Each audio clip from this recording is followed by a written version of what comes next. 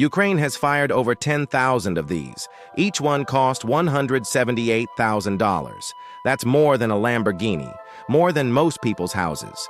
And with those 10,000 missiles, Ukrainian soldiers have destroyed Russian tanks that cost $5 million each. Armored vehicles, command posts, entire convoys, one soldier, one missile, one shot, one dead tank. This is the Javelin, and it's rewriting the rules of armored warfare.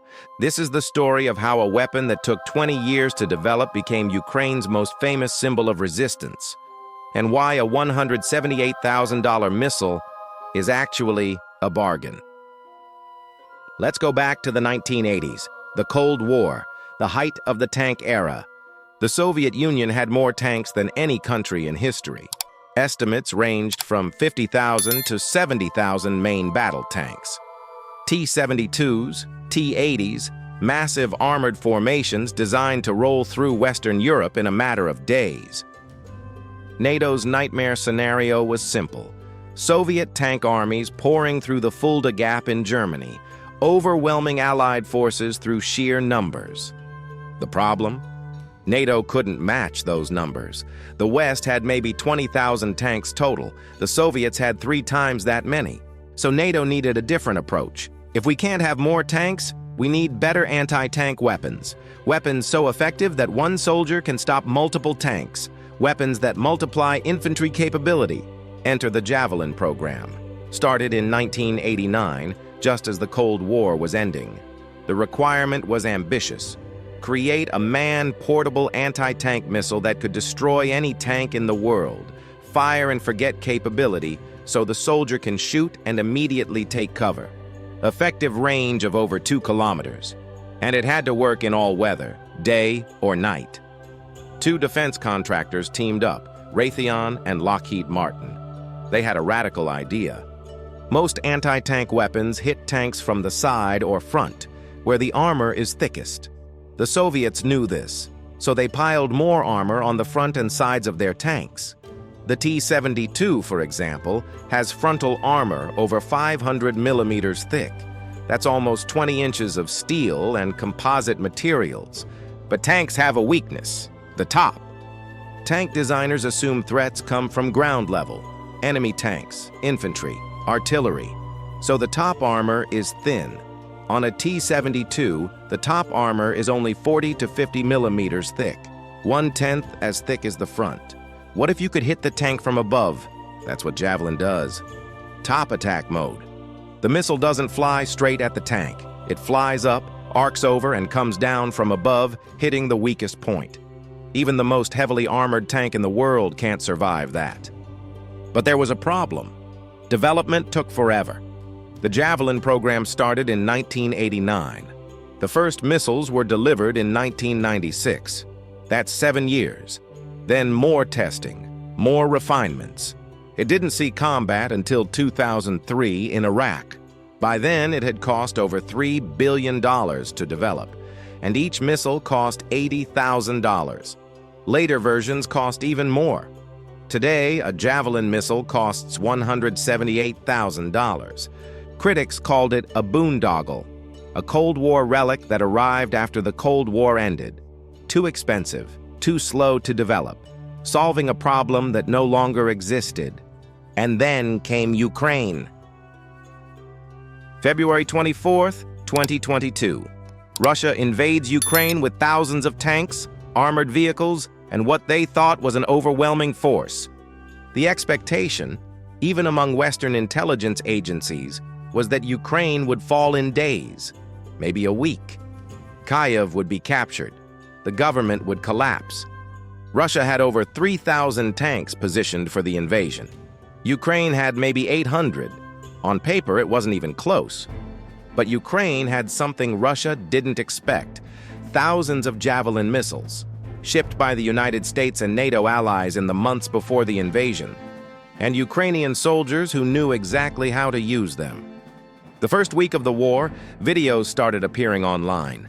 Russian tank columns ambushed on roads, soldiers firing javelins from concealed positions. The missile streaks up into the sky, arcs over, and slams down onto a tank. Massive explosion. The tank's turret blows off from the internal ammunition cooking off. The tank is dead. Again and again. Different roads, different tanks, same result. Within 2 weeks, Russia had lost hundreds of tanks. By the end of March 2022, estimates put Russian tank losses at over 500, many of them to Javelin strikes. The psychological impact was enormous.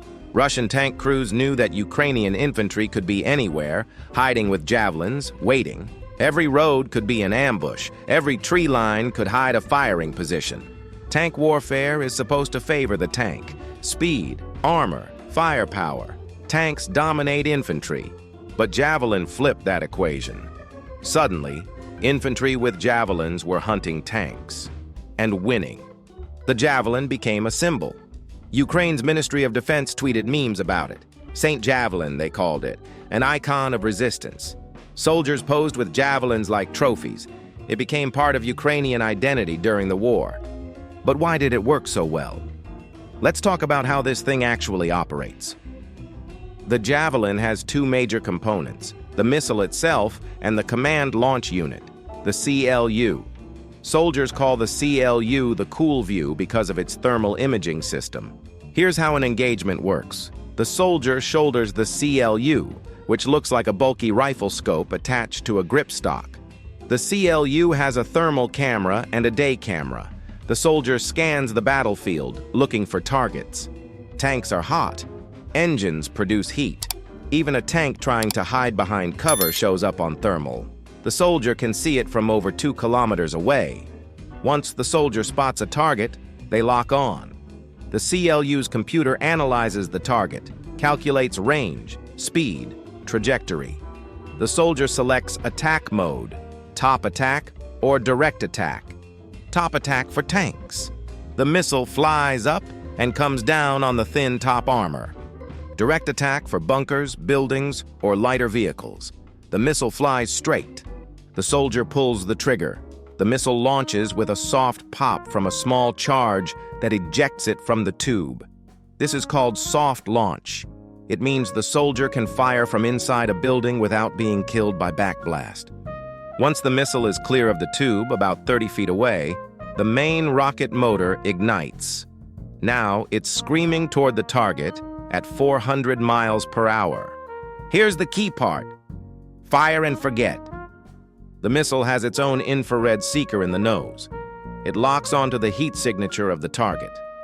Once the soldier fires, the missile guides itself. The soldier doesn't need to keep the target in sight. They can drop the empty launch tube, grab their rifle, and run to a new position before the missile even hits. Compare that to older systems like the TOW missile. With TOW, the soldier has to keep the crosshairs on the target for the entire 20 seconds the missile is flying. If they move, the missile misses. That's 20 seconds of exposure, standing still while the enemy shoots back. Javelin? Fire and forget. 5 seconds of exposure, then the soldier is gone. In top attack mode, the missile climbs to about 500 feet, then dives down at a steep angle. The target doesn't even see it coming until the last second. The warhead is a tandem-shaped charge. 2 explosions. The first charge defeats reactive armor, those explosive panels on modern tanks designed to disrupt incoming missiles. The second charge punches through the main armor. Against the thin top armor of a tank, it's devastating. The jet of molten copper from the shaped charge penetrates the armor, then explodes inside the crew compartment. Everything inside is destroyed. Ammunition cooks off. Fuel ignites. The tank becomes a fireball. Maximum range, 2.5 kilometers in later versions. Minimum range, 65 meters, though you probably don't want to be that close when it detonates. Weight, 22 pounds for the missile, 14 pounds for the CLU. Total system weight about 50 pounds. One soldier can carry it, but usually a 2-man team operates it. One carries the CLU, one carries spare missiles. And it works in any weather: rain, snow, fog, darkness. The thermal imaging doesn't care. If the target is warmer than the background, Javelin can see it and kill it. Thanks for watching.